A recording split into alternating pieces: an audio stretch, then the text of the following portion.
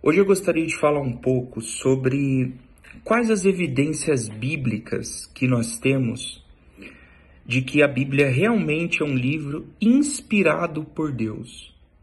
Eu já tive a oportunidade de conversar com algumas pessoas que têm dúvidas. Algumas pessoas dizem que dentro da Bíblia existe sim a palavra de Deus, mas toda a Bíblia não é a palavra de Deus. Então há pessoas que acreditam que a Bíblia contenha a palavra de Deus, mas que ela não seja toda a palavra de Deus em sua plenitude.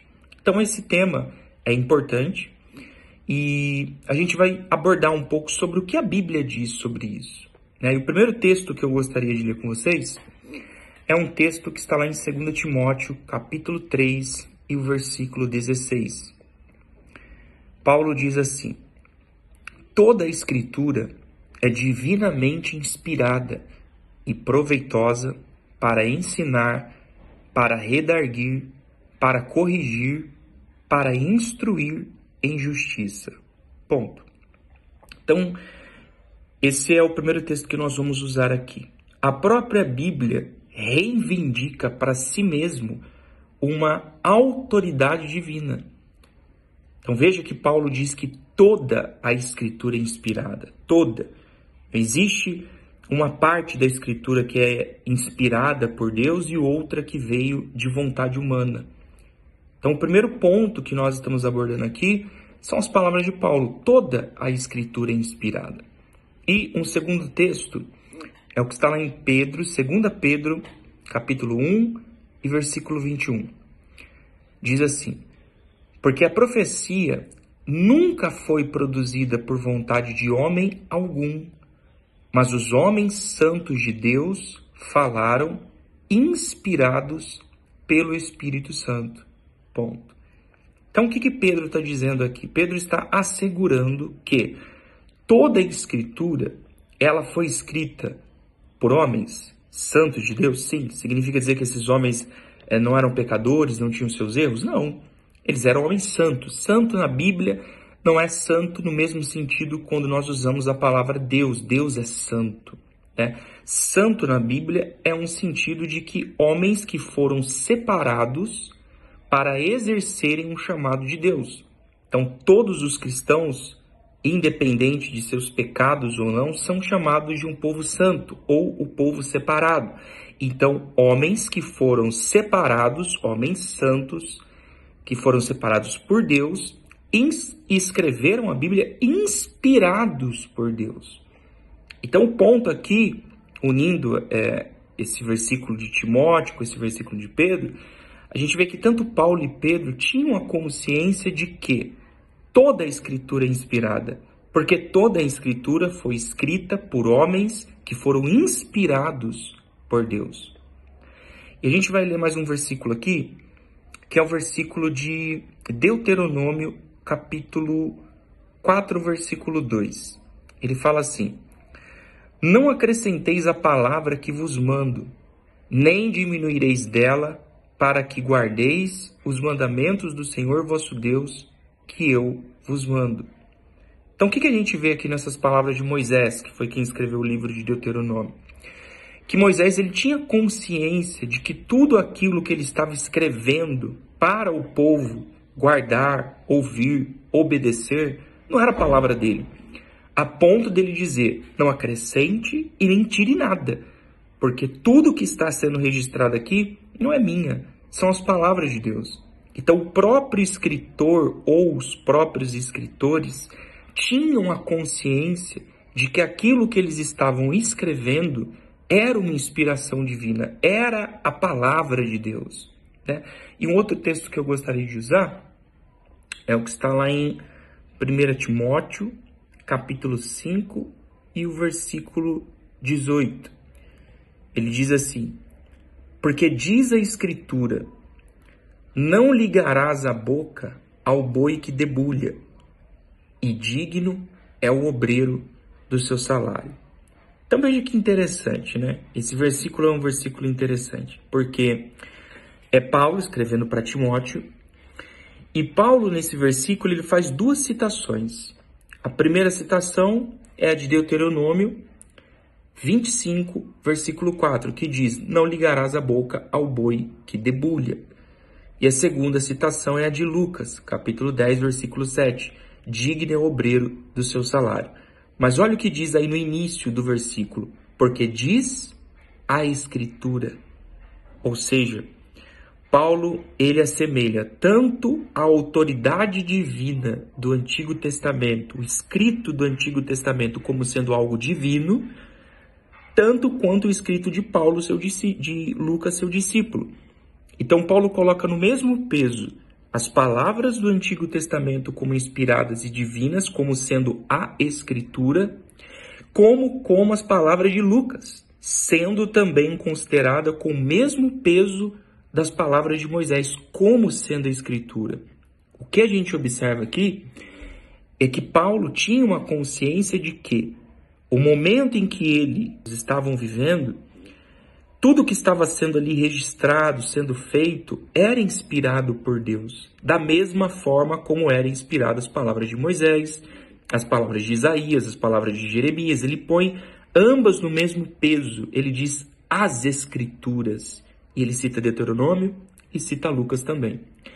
Agora, os textos que nós podemos assim fechar, pelo menos esse vídeo aqui completando, são as palavras de Jesus. Então veja só o que a gente tem. Primeiramente, lá no livro de Mateus, no capítulo 5, no versículo 17 a 20. Jesus falando: não cuideis que vim destruir a lei ou os profetas. Não vim abrogar, mas cumprir. Porque em verdade vos digo que até que o céu e a terra passem, nem um jota ou um tio jamais passará da lei, sem que tudo seja cumprido. Qualquer, pois, que violar um destes mandamentos, por menor que seja, e assim ensinar aos homens, será chamado menor no reino dos céus. Aquele, porém, que os cumprir e ensinar, será chamado grande no reino dos céus. Porque vos digo que, se a vossa justiça não exceder a dos escribas e fariseus, de modo nenhum entrareis no reino dos céus. Então veja que Jesus, ele diz: eu não vim destruir.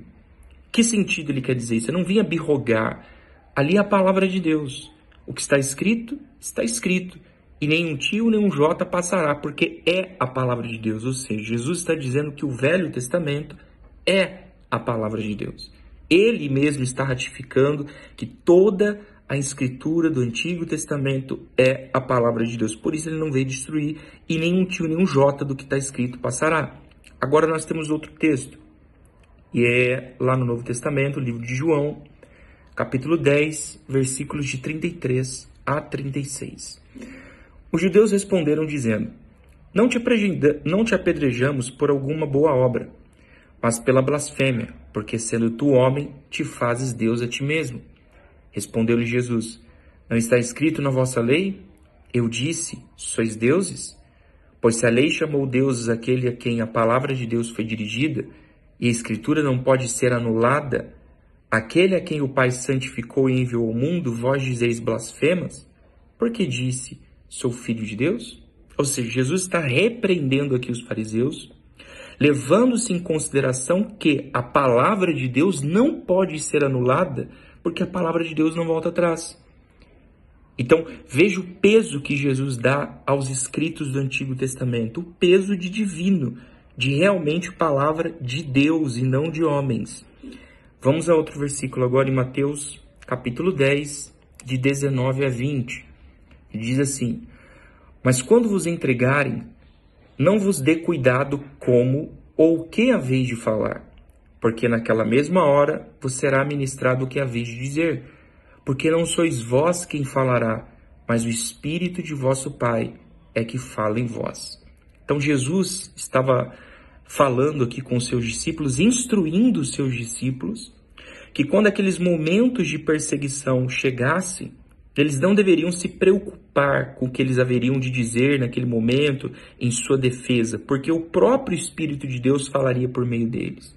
Ou seja, tudo aquilo que eles falaram, que está registrado na Escritura, nas epístolas, nas cartas, todas estas palavras, Jesus está dizendo de antemão que teria o peso da inspiração divina, ou seja, os apóstolos, eles não falariam por si mesmos, mas eles falariam inspirados por Deus, seja diante de uma acusação que eles estavam enfrentando, ou seja até mesmo diante da igreja, instruindo, né? E a gente tem, ratificando isso, esse outro texto aqui de João, que diz assim, João 16, versículo 7. Todavia vos digo a verdade, que vos convém que eu vá, porque se eu não for, o Consolador não virá a vós, mas quando eu for, vô-lo enviarei. Versículo 13. Mas quando vier aquele Espírito de verdade, ele vos guiará em toda a verdade, porque não falará de si mesmo, mas dirá tudo o que tiver ouvido e vos anunciará o que há de vir. Então Jesus falando com seus discípulos, dizendo a importância de que ele havia de morrer para que o próprio Espírito Santo pudesse vir sobre os discípulos e instruí-los com respeito a tudo aquilo que Jesus já havia dito e revelar-lhes coisas a mais, ou seja, coisas que ainda haveriam de acontecer que Jesus ali não revelou no tempo que esteve presente com eles. Ou seja, Jesus, tanto nesses textos que nós lemos, ratifica que o Antigo Testamento é a palavra de Deus, como também ele dá indícios de que tudo aquilo que seria produzido no período pós sua morte pelos apóstolos também seria a palavra de Deus e teria a mesma inspiração.